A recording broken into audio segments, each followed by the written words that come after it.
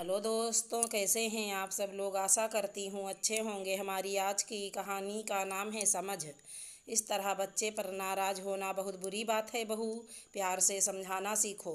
जब से सासू माँ आई थी, अगर रेनू आरव को किसी बात पे समझाती थी तो माँ जी तुरंत आ जाती और आरव को वहाँ से ये कहकर ले जाती, क्यों डांट रही हो बच्चे को। बेचारे का कैसा चेहरा उतर गया है। हमने भी 4 बच्चे पाले हैं, पर मजाल है जो कभी ऊंची आवाज़ में बात तक की हो। ऐसे तो आरव बहुत प्यारा बच्चा है, पर था तो बच्चा। उसे माँ का समझाना बुरा लगता और दादा दादी का लाड़ प्यार अच्छा। कभी कोई शरारत करता तो दौड़कर दादा दादी के कमरे में घुस जाता। उनकी सह पाकर उसे एहसास भी नहीं होता कि उसने कुछ गलत किया है। रेनू ने कई बार मानव से बात करनी चाहिए, पर हर बार उसे चुप होना पड़ा। अरे ठीक है, कोई बात नहीं। आरव के दुश्मन नहीं हैं वो, तुमसे ज़्यादा तजुर्बा है उन्हें। सालों बाद आए हैं तो थोड़ा प्यार दुलार दे दिया तो क्या बुराई है। अब आरव की आदतें भी खराब होने लगी थी। पहले आरव अक्सर घर के छोटे मोटे काम कर देता था, जैसे मेज पे खाना लगाना, पेड़ों में पानी डालना, फ्रिज में बोतल भर के रखना। वो आरव अब अपना खाना खाकर थाली छोड़ के उठ जाता और ये कहता, ये सब लड़कों के काम नहीं हैं। पर हद तो तब हो गई जब आरव ने घर में काम करने वाली शीला से कहा, नौकर हो, नौकर की तरह रहो। सुनते ही रेनू को गुस्सा आ गया और आरव को एक चाटा लगा दिया। शीला से माफ़ी मांगने को कहा। वो जानती थी माँ पापा अपनी आदत के मुताबिक ज़रूर आएंगे, पर वो आज तैयार थी अपने बेटे को सही रास्ते पर लाने के लिए। अरे बहू, क्या दिमाग खराब हो गया है? क्यों मार रही हो बच्चे को? अब क्या हमारे एकलौते पोते को नौकरों से माफ़ी मांगनी पड़ेगी? हाँ माँ जी, मांगनी पड़ेगी और मैं मंगवा के रहूँगी, क्योंकि मैं इसकी माँ हूँ। मेरा फ़र्ज है और हक भी कि अपने बेटे को वो सिखाऊं जो उसके लिए अच्छा है। पर अगर नहीं सिखा पा रही हूँ तो मेरी इस घर में कोई ज़रूरत नहीं है। मैं जा रही हूँ यहाँ से। आरव, तुम अब आराम से यहाँ रहो। माँ की तुम्हें ज़रूरत नहीं है। मेरा डांटना रोकना टोकना तुम्हें बुरा लगता है। मम्मा प्लीज़ मुझे माफ़ कर दो। शीला आंटी प्लीज़ कहीं मत जाना। मम्मा। आरव बेतहासा रो रहा था। माँ पापा भी चुपचाप खड़े थे। आरव को अपनी तरफ करने के लिए रेनू को बुरा तो बना दिया, पर 10 साल के आरव को संभाल नहीं सकते, ये वो भी जानते थे, तो चुप रहे। रेनू ने आरव को सीने से लगा लिया, उसके आंसू पोंछकर उसे समझाया, बेटा आपको मैं सही रास्ता बताऊंगी। अभी आपको हो सकता है वो अच्छा ना लगे, पर जब आप बड़े होंगे तो आपको पता चलेगा कि आपकी मम्मा आपसे सबसे ज़्यादा प्यार करती थी। कोई मुझे क्या समझे, मुझे फ़र्क नहीं पड़ता। बस अपने बेटे का यकीन चाहिए।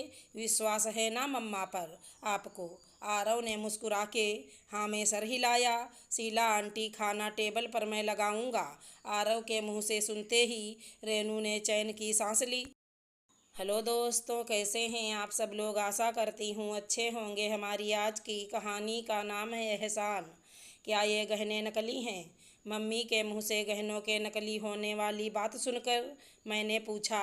मुझे ऐसा लगा मानो शादी वाले चकाचौंध घर में अचानक से अंधेरा छा गया हो। थोड़ी देर के लिए मेरा दिमाग चलना बंद हो गया था। बात गहनों के नकली होने की नहीं थी, बल्कि शादी जैसे पवित्र बंधन की नींव एक झूठ पर रखे जाने की थी। हाँ बेटी, लड़के वालों ने हमारे साथ बहुत बड़ा धोखा किया है। हम इतने दिनों से यह सोचकर हैरान थे कि कैसे सगाई में ही उन्होंने इतने महंगे सोने के गहने तुम्हें चढ़ाए हैं, मगर यह सच नहीं था। उन्होंने हमें झूठे छलावे में रखा। तू एक काम कर, आकाश को फ़ोन लगा और पूछ उसको, हो सकता है कि उसे अपने माँ की सच्चाई नहीं पता हो। मम्मी बोली। मैंने अपने होने वाले पति आकाश को तुरंत फ़ोन लगाया। मम्मी के कहने पर मैंने मोबाइल को स्पीकर पर रखा, क्योंकि वो भी सुनना चाहते थे कि उसकी पहली प्रतिक्रिया क्या होती है। हाँ, तो मैं तुम्हें यह बताने ही वाला था। माँ ने कहा था कि शादी के बाद तुम्हारे लिए असली सोने के गहने बनवा देंगे। इसमें कौन सी बड़ी बात हो गई जो तुम इतना बोल रही हो? मैं ऑफिस में बैठा हूँ, काम करूं कि तुम्हारी बकवास सुनूं। आकाश फ़ोन पर अपना झूठ पकड़े जाने से बौखला उठा। इससे पहले कि वो और चिल्लाता, मैंने फ़ोन रख दिया। मैं नहीं चाहती थी कि उसकी एक और सच्चाई मम्मी पापा के सामने आए। वो तुमसे कैसे बात कर रहा था? क्या ये हमेशा ऐसे ही चिल्लाता है और गुस्सा करता है तुम पर? मम्मी ने पूछा। मम्मी की बात सुनकर मैं टूट गई और बोली, हाँ मम्मी, छोटी छोटी बातों पर गुस्सा हो जाता है और चीखता चिल्लाता है। फिर थोड़ी देर में ही गुस्सा शांत होने पर मुझे मनाने लगता है। बेटा, तूने पहले क्यों नहीं बताया हमें इसके ऐसे बर्ताव के बारे में? अगर शादी के पहले ये तुझसे इतना बुरी तरह व्यवहार कर रहा है तो आगे तो न जाने क्या करेगा। मम्मी बोली। मम्मी की यह बात सुनकर मैं उनसे लिपट गई और रोने लगी। मैं अच्छी तरह समझती थी, हमारे समाज में लड़की की शादी माँ बाप के लिए एक बहुत बड़ा सपना होती है और इतने हर्षोल्लास से मेरे घर वाले शादी की तैयारियों में लगे थे कि मैं नहीं चाहती थी ये सब बात बताकर उनको दुविधा में डालूं। फिर मुझे लगा कि हर इंसान अलग होता है और हो सकता है कि आकाश का गुस्सा तेज है, इसलिए वो इतना चीखता चिल्लाता है। धीरे धीरे ये सब ठीक हो जाएगा। मगर चुप रहकर मैंने बहुत बड़ी गलती करी थी, जिसकी वजह से उन लोगों की हिम्मत बढ़ती चली जा रही थी। वो रात मुझ पर और मम्मी पापा, हम तीनों पर ही बहुत भारी बीती। एक अलग तरह का सन्नाटा पसरा हुआ था। मात्र 20 दिन बचे थे मेरी और आकाश की शादी को। सारे रिश्तेदारों को न्योता भेजा जा चुका था, हर इंतजाम किया जा चुका था। अगले दिन मुझे वापस अपनी नौकरी के लिए दूसरे शहर लौटना था, तो मम्मी मेरे जाने की तैयारी करने लगीं और मैं भी अपना सामान बांध रही थी, बिना मम्मी पापा से कुछ पूछे कुछ कहे। अचानक तभी फ़ोन की घंटी बजी।